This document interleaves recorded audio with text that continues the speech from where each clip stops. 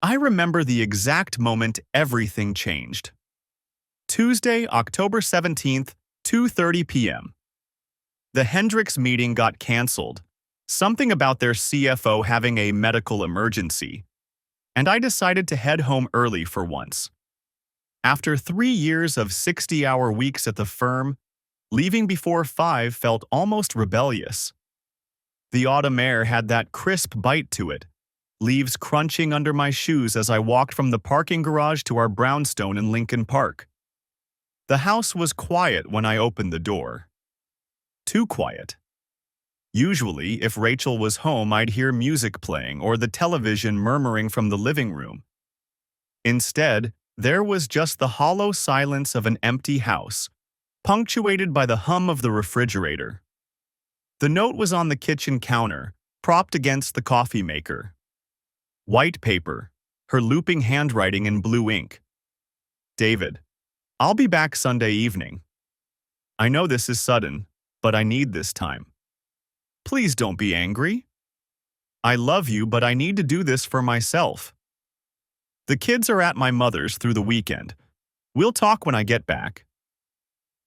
I read it 3 times, feeling something cold settle in my chest. Need to do this for herself? What the hell did that mean? We'd been married for 12 years. We had 2 kids, Emma, 10, and Tyler, 7. We had a mortgage, a life, routines.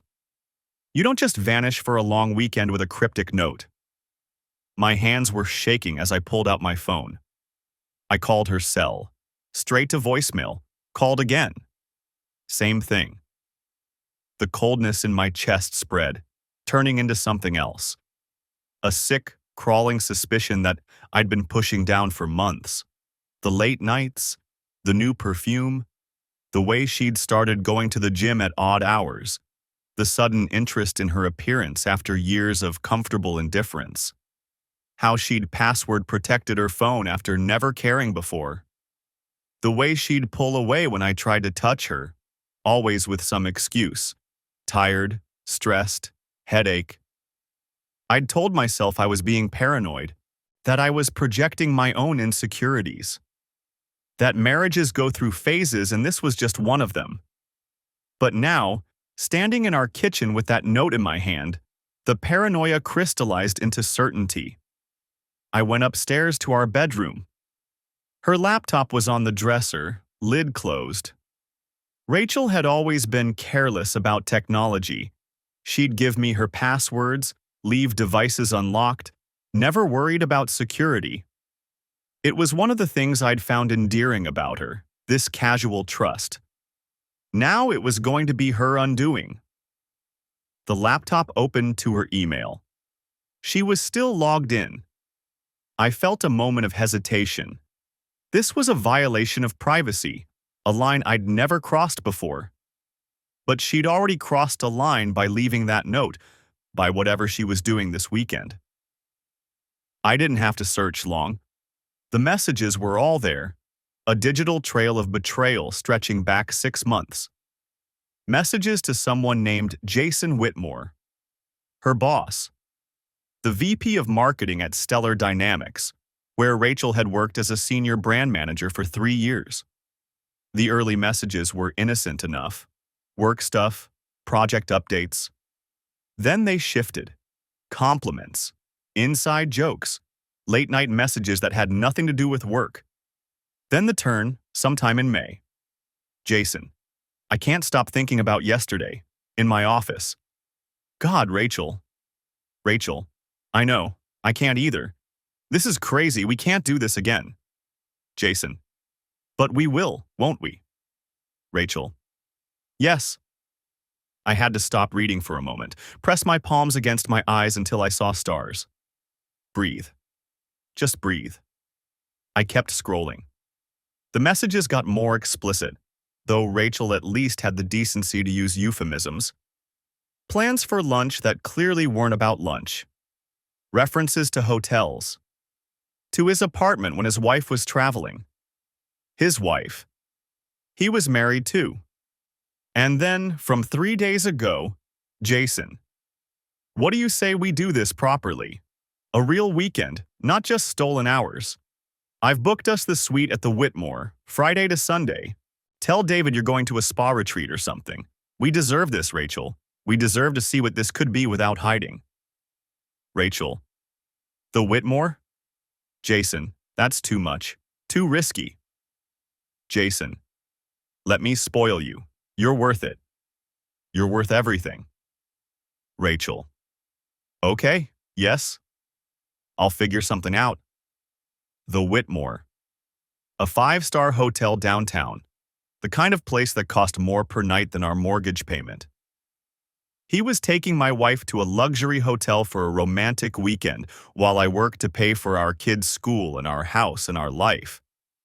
I sat down on the edge of the bed, still holding the laptop. My mind was racing, but underneath the shock and the hurt, something else was crystallizing. A cold, clear focus. I'd spent 3 years at Hendricks & Associates, working corporate law. I knew exactly what needed to happen next. I knew the steps, the procedures, the timeline, and I knew that emotional reactions were the enemy of effective action. So I didn't break anything, didn't scream or cry or drink myself stupid. Instead, I took screenshots. Every relevant message, every explicit exchange, every piece of evidence. I emailed them to my personal account. Then I checked our financial accounts. Joint checking, $47,000. Joint savings, $125,000. Her personal checking, $3,200. My personal checking, $8,900. I opened my phone and called Tom Rodriguez. We'd played basketball together in college, stayed friends after. He'd gone through a brutal divorce 2 years ago, and he'd given me the name of his lawyer with a dark joke. Hope you never need this, but just in case. Tom answered on the 3rd ring. Dave? What's up, man? Little early for our usual Friday call? I need that lawyer's number, I said. The one you used. There was a pause, then quieter. Aw, man. Rachel? Yeah. Hold on. I heard rustling. Then he came back on. Patricia Okonkwo. She's a shark, Dave. Expensive, but worth every penny. I'm texting you her number now. You okay? I will be. You need anything, and I mean anything, you call me, day or night. Thanks, Tom. Patricia Okonkwo's assistant answered, polite but cool. No, Ms. Okonkwo wasn't available for a consultation until next week. I said it was an emergency, that I had evidence of ongoing adultery and needed to file immediately. The tone changed. Hold, please. 2 minutes later, a woman's voice, crisp and professional. Mr. Sterling? This is Patricia Okonkwo. My assistant says you have an urgent matter. My wife is currently at a hotel with her boss for the weekend. I have documented evidence of a 6-month affair. I have 2 children, a joint mortgage, and significant joint assets. I want to file for divorce immediately and secure temporary custody. Do you have the evidence accessible right now? I can send it to you in the next 5 minutes. Send it to my personal email. I'll text you the address. Can you be at my office in an hour? Yes? Good. I'll have my paralegal start the paperwork. Mr. Sterling, I'm going to ask you a very important question. Do you want to reconcile, or do you want to end this? I looked around our bedroom. The photos on the dresser, our wedding, the kids as babies, family vacations. The book on her nightstand that I'd given her last Christmas. The life we'd built together. I want to end this, I said. Completely. Then we'll end it. See you in an hour. I sent her the screenshots, then called our bank. I had to navigate through 3 levels of customer service, but eventually I got to someone who could help. I explained that I needed to protect joint assets during a divorce proceeding. Could I freeze the joint accounts? Not freeze exactly, but I could move half the funds into my personal account immediately. That was my legal right as a co-owner. The other half would require Rachel's signature to access. Do it, I said. Move half of everything into my account right now. Sir, I should warn you that this kind of action during a divorce can be— I'm not trying to steal anything. I'm protecting my assets and my children's financial security while my wife is off spending our money on a hotel suite with her lover. Do it. 5 minutes later, it was done. $86,000 moved into my personal account. Rachel now had access to $86,000 in the joint accounts, but she couldn't touch my personal funds anymore. Next call, a locksmith. I found one on Google with good reviews and same-day service. Could they come out today to change the locks on my house? We can have someone there by 7 p.m., the dispatcher said. Perfect. By 4:30, I was sitting in Patricia Okonkwo's office in the Loop. She was a tall black woman in her 50s, with gray-streaked hair pulled back in a severe bun and sharp eyes that missed nothing. Her office was all glass and steel, with a view of the river. I've reviewed your evidence, she said, sliding a stack of papers across her desk. It's comprehensive. The messages establish a clear pattern of adultery. In Illinois, we're a no-fault divorce state, but fault can still impact asset division and custody arrangements. With this evidence, we can file for divorce immediately and request emergency temporary custody. How fast can we move? I can have you in front of a judge by Friday morning for the emergency custody hearing. The divorce filing will be processed within 48 hours. Your wife will be served by Thursday at the latest. She's at a hotel until Sunday, the Whitmore, downtown. Patricia's lips curved in something that wasn't quite a smile. Even better. We can have her served at the hotel. Nothing like being handed divorce papers while you're in bed with your lover to drive home the consequences of your actions. Is that legal? Perfectly legal and highly effective.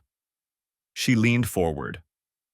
Mr. Sterling, David, I'm going to be very direct with you. You're doing everything right so far.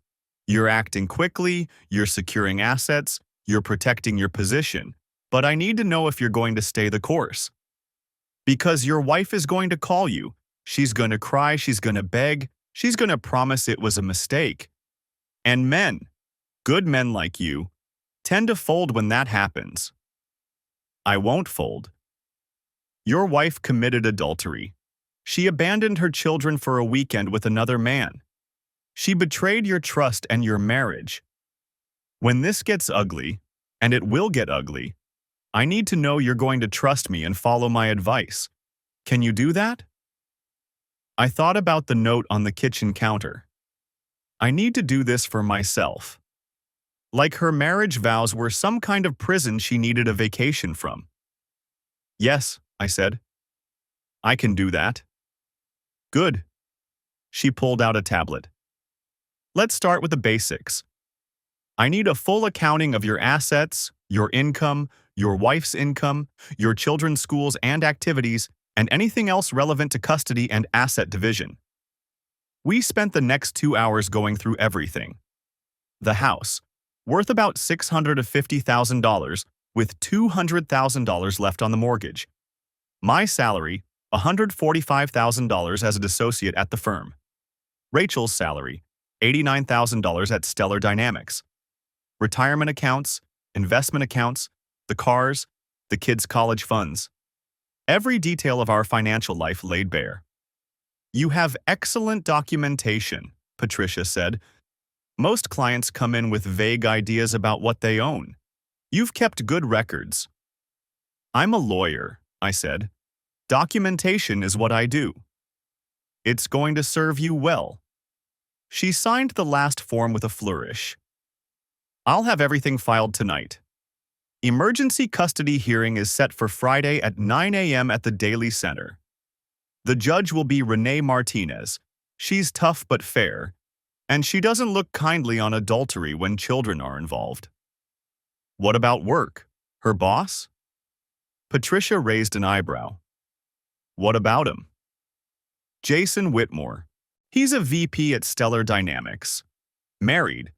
Using company resources, probably company money, for the affair. There has to be something we can do with that. Legally, nothing in the divorce, but she drummed her fingers on the desk. If you were to, say, anonymously send those messages to Stellar Dynamics' HR department and legal counsel, they might be very interested, especially the part about expensive hotel suites. Companies tend to frown on executives having affairs with subordinates, particularly when there's a potential misuse of funds involved. That's not illegal. You have evidence of wrongdoing. You're reporting it to the appropriate parties. That's not illegal. That's ethical. Her smile was sharp. Of course, the timing is unfortunate for Mr. Whitmore. Being investigated for an inappropriate workplace relationship right when he's in the middle of a divorce proceeding of his own might complicate things for him considerably. His wife doesn't know? If she did, she'd have left him already. Men like Jason Whitmore are predictable. They think they're invincible until everything comes crashing down at once. She closed her tablet. David, I'm going to say this once. Be smart. Be strategic. But don't be cruel for cruelty's sake. Revenge feels good in the moment, but it can backfire in court. Everything you do needs to be about protecting yourself and your children, not about hurting your wife or her lover. I understand. Do you? Because I've seen good cases destroyed by clients who couldn't control their anger. She stood, extending her hand. Go home. Take care of your kids. Let me handle the legal work. And David, change your locks tonight. Already scheduled. Her smile was genuine this time. You're going to do just fine. The locksmith arrived at 7:15. A squat man named Eddie with a toolbox and an air of someone who'd seen everything. He didn't ask questions, just got to work on the front door, back door, and side entrance to the garage. You want the alarm code changed too? He asked. Yes, and I need the old keys to not work. Done and done. You want me to leave the old locks in case you need them for anything? No, destroy them. Eddie nodded, unsurprised. Divorce? Yeah. You're the fourth one this week. Must be something in the water. He finished the last lock, tested all the new keys, and handed me a set. These are yours. Old locks are getting tossed. New alarm code is whatever you want. Just punch it in following the instructions. I paid him in cash, changed the alarm code to Emma's birthday, and locked the door behind him. The house felt different now. Secure. Mine. My phone buzzed. Rachel. I stared at it for a moment, then answered. David. Her voice was bright, cheerful. Hey, I just wanted to check in. I know the note was abrupt, but where are you, Rachel? A pause. What? It's a simple question. Where are you right now? I told you in the note. I'm at a spa retreat. Just some time to decompress, and you're at the Whitmore Hotel, Suite 1407, with Jason Whitmore, your boss. The silence on the other end was so complete I could hear my own heartbeat. David. I have the emails, Rachel. All of them. 6 months of messages. I know everything. David, please, let me explain. There's nothing to explain. I've already filed for divorce. You'll be served with papers tomorrow. Emergency custody hearing is Friday morning. The locks in the house are changed. Half the money in our joint accounts is now in my personal account, which you cannot access. The kids are with your mother, and I'll be picking them up tomorrow to explain that Mommy made some very bad choices. You can't, David, you can't do this. The kids are fine. They'll be with me.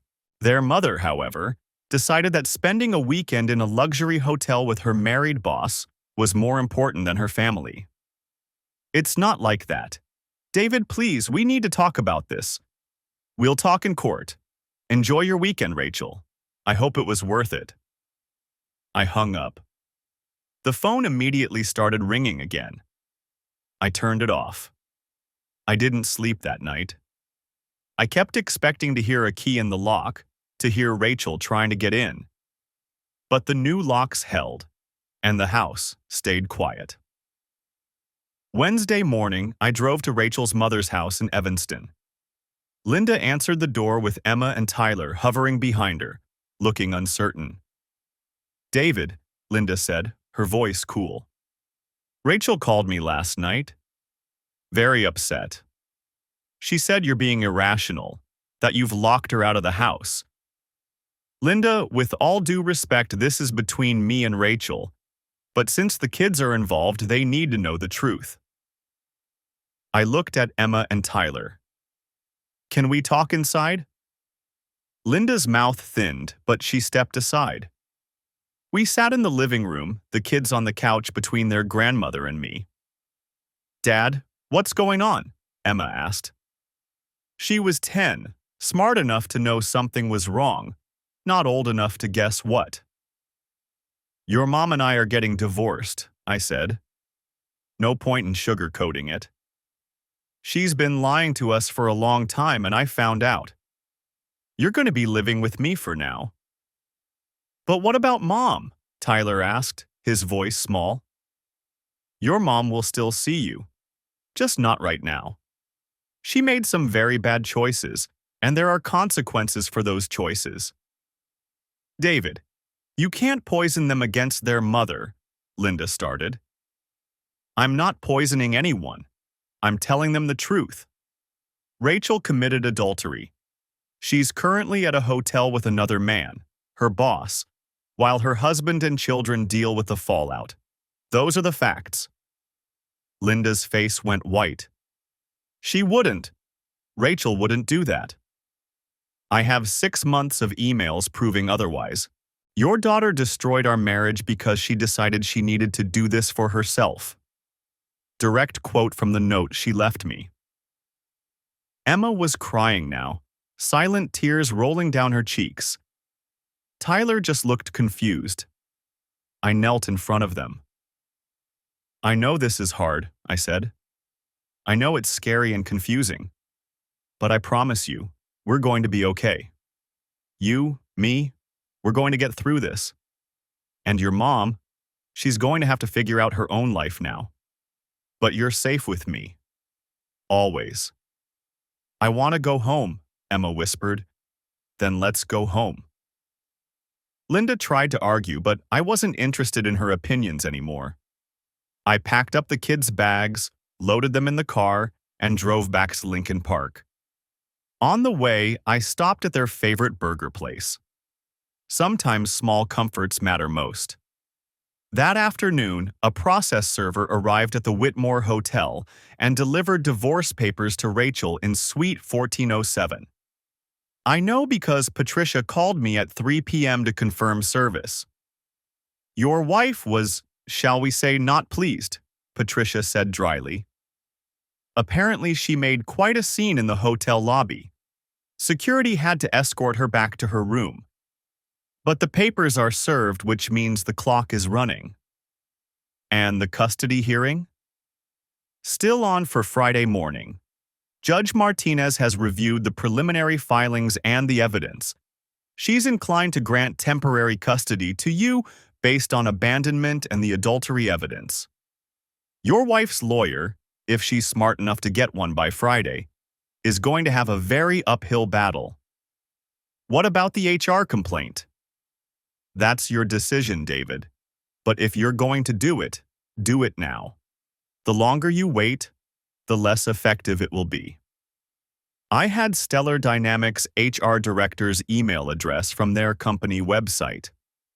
I also had their general counsel's email.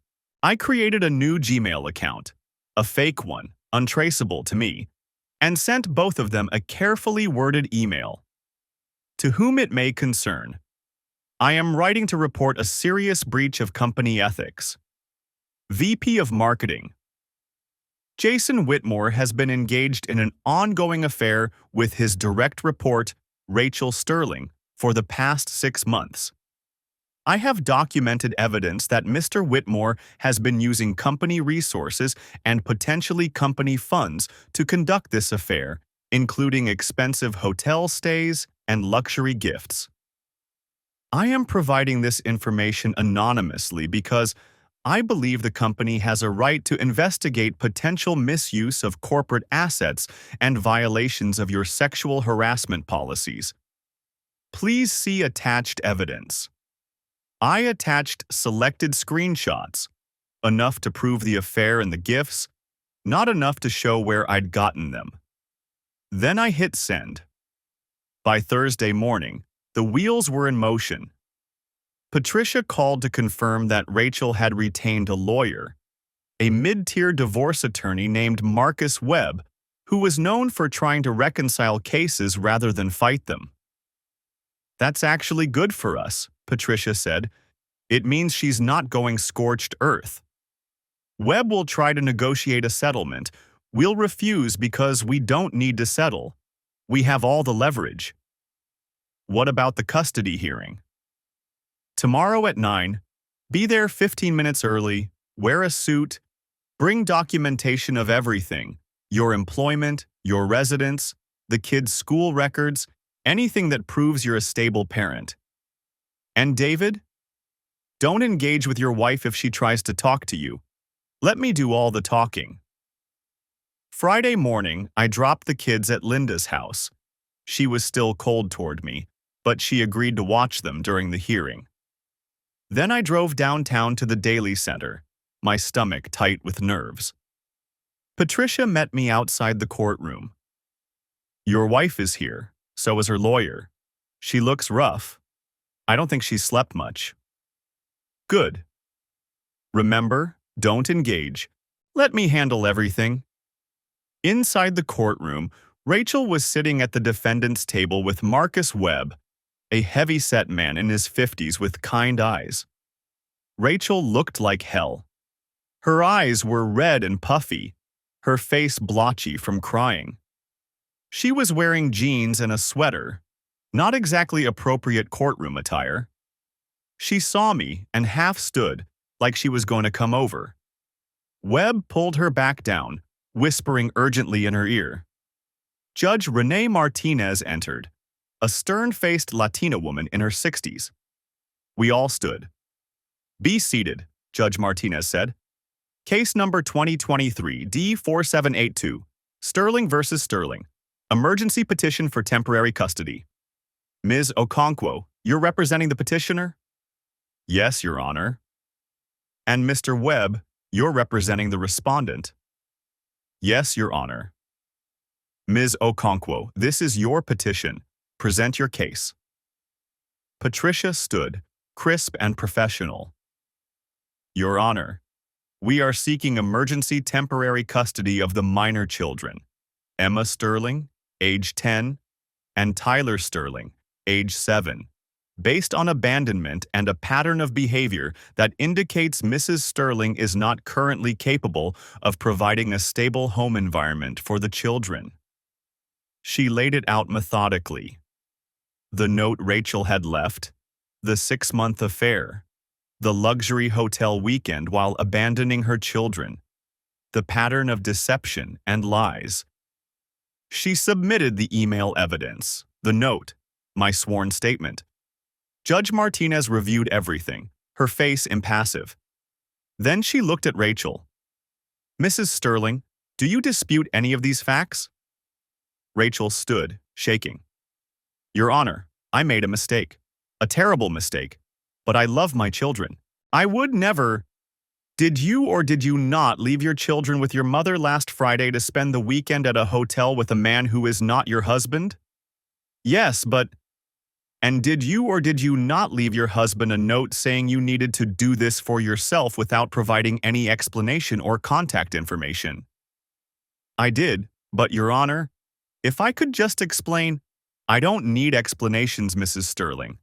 I need to determine what is in the best interest of your children." Judge Martinez looked at Marcus Webb. Mr. Webb, do you have any evidence that contradicts the petitioner's claims? No, Your Honor. However, we would argue that one mistake shouldn't result in Mrs. Sterling losing access to her children. She's been a good mother for 10 years. One mistake? Judge Martinez's voice was sharp. Mr. Webb, we're not talking about forgetting to pack a lunch. We're talking about a 6-month affair culminating in abandonment of minor children for a romantic weekend. That's not a mistake. That's a pattern of choices. She looked back at Rachel. Mrs. Sterling, I'm granting temporary custody to your husband. You will have supervised visitation rights, 2 hours per week, to be conducted at a location of Mr. Sterling's choosing with a supervisor present. You are prohibited from removing the children from Mr. Sterling's custody or from the state of Illinois. This order is effective immediately and will remain in place until the divorce proceedings conclude. Do you understand? Rachel was crying openly now. Your Honor, please. Do you understand the order, Mrs. Sterling? Yes, she whispered. Then we're done here. Next case. The gavel came down. It was over in less than 20 minutes. Outside the courtroom, Rachel tried to approach me. Marcus Webb held her back, shaking his head. Patricia steered me toward the elevators. That went well, she said once we were safely inside. Judge Martinez doesn't mess around with adultery cases involving children. You have full custody until the divorce is final, and given the evidence, that's unlikely to change. What about visitation? 2 hours a week, supervised. You get to pick the location and the supervisor. I'd suggest somewhere neutral, a park, maybe, or a library. And the supervisor should be someone neither of you have a relationship with. There are services that provide professional supervisors for exactly this situation. How long until the divorce is final? In Illinois, minimum of 6 months from filing. But with your evidence and her lawyer's approach, I'd estimate we'll have a settlement within 3 months. She can't fight this, David. She has no leverage. Good. The next week was a blur. I took personal time from work, focused on the kids, established new routines. Emma was quiet, withdrawn. Tyler kept asking when Mom was coming home. I told him the truth, as gently as I could. Mom made some bad choices and now things were different. They'd see her soon, but she wouldn't be living with us anymore. Rachel called constantly. I didn't answer. She sent texts, long rambling apologies and justifications and pleas. I didn't respond. She showed up at the house on Tuesday evening, crying on the doorstep, begging to see the kids. I called the police for trespassing. They escorted her away and warned her not to come back. On Wednesday, Patricia called with interesting news. Your anonymous HR complaint? It started an internal investigation at Stellar Dynamics. Apparently, Jason Whitmore's expense reports are being audited, and they've found some irregularities. The company is taking this very seriously. Will Rachel lose her job? That depends on what the investigation finds. But I'd say it's likely. Companies don't look kindly on employees who engage in affairs with their superiors, especially when company resources are involved. And Whitmore? Oh, he's in much worse trouble. His wife filed for divorce yesterday. Apparently, she hired a forensic accountant and found out he's been siphoning money from their joint accounts to fund his affair. She's going for everything: the house, the cars, his stock options. And if Stellar Dynamics finds evidence of financial misconduct, he could face criminal charges. I felt a grim satisfaction. Play stupid games, win stupid prizes. By the end of the second week, Rachel had been suspended from Stellar Dynamics, pending the results of the internal investigation. Marcus Webb called Patricia to discuss a potential settlement. Rachel was willing to accept a 60-40 asset split in my favor if I would agree to unsupervised visitation. Tell him no, I said. 70-30, and supervised visitation continues until a judge says otherwise. She won't agree to that. Then we'll see her in court. I have all the evidence, all the leverage. She destroyed this marriage, she abandoned our children, and she's facing unemployment because she couldn't keep her personal life separate from her professional life. She doesn't get to dictate terms. Patricia smiled. I'll let Webb know. The divorce dragged on for 3 months. Marcus Webb tried every angle: reconciliation, mediation, settlement negotiations. I refused everything. Patricia was right. I had all the leverage, and Rachel had nothing. During those 3 months, I watched my wife's life fall apart. She lost her job at Stellar Dynamics after the investigation concluded. They found evidence that Jason had been using company credit cards for hotel rooms and gifts, and that Rachel had known about it. Both were fired. The story leaked to the press. Stellar Dynamics executives fired over affair scandal, and suddenly Rachel couldn't find work anywhere in the industry. Her reputation was destroyed. Jason Whitmore lost everything too. His wife cleaned him out in their divorce. Stellar Dynamics sued him for fraud and misuse of company funds.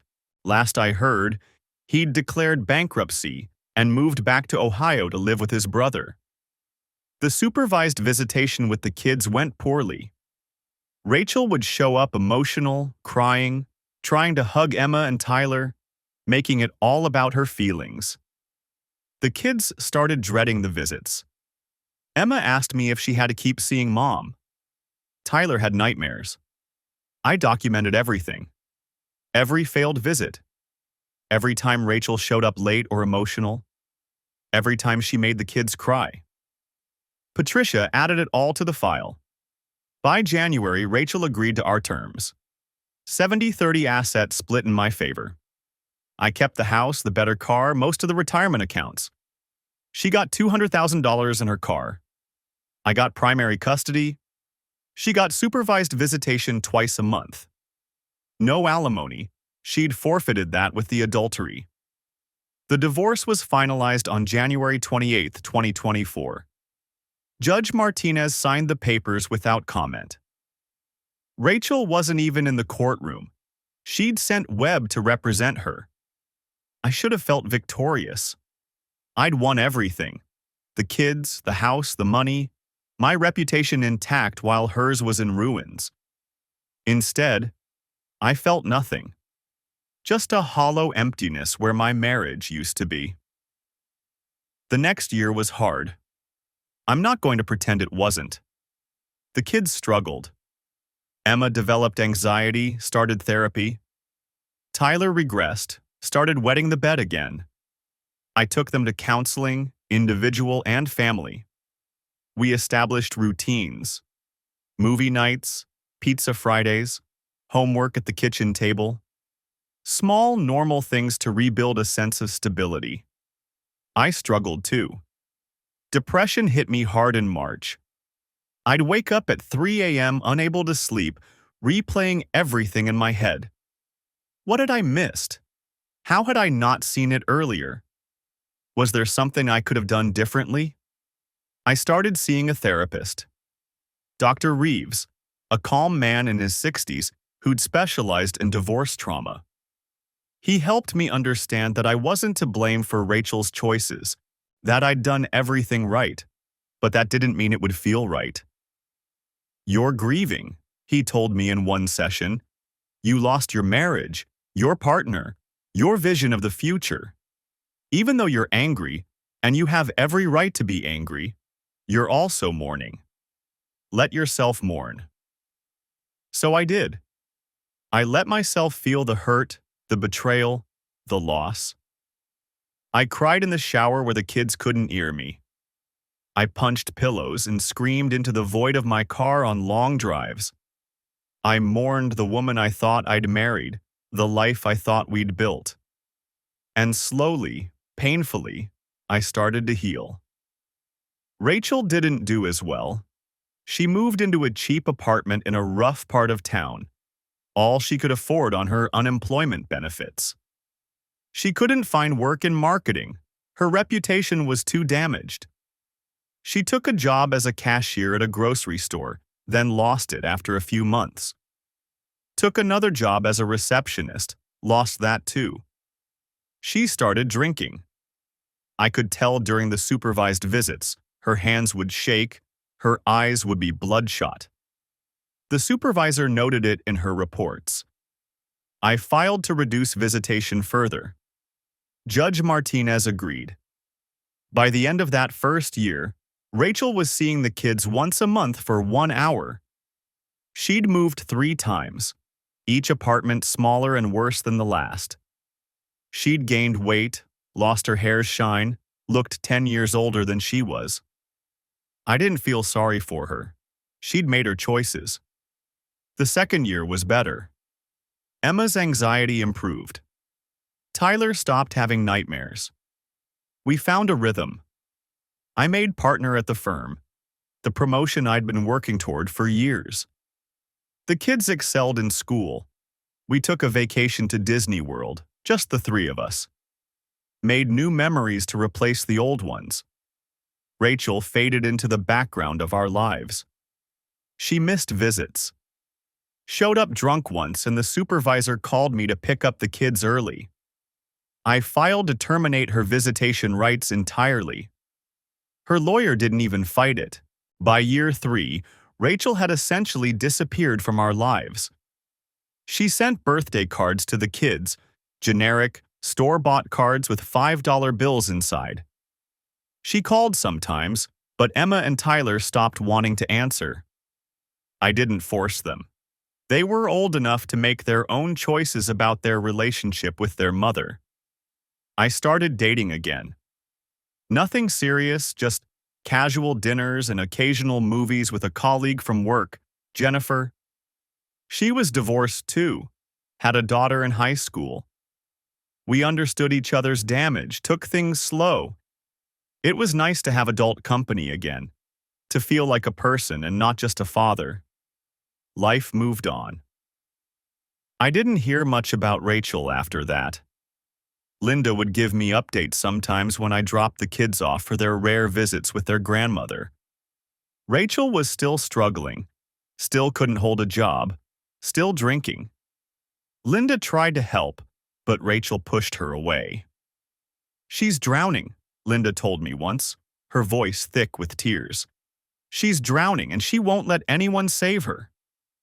That's her choice, I said. Not unkindly, just stating fact.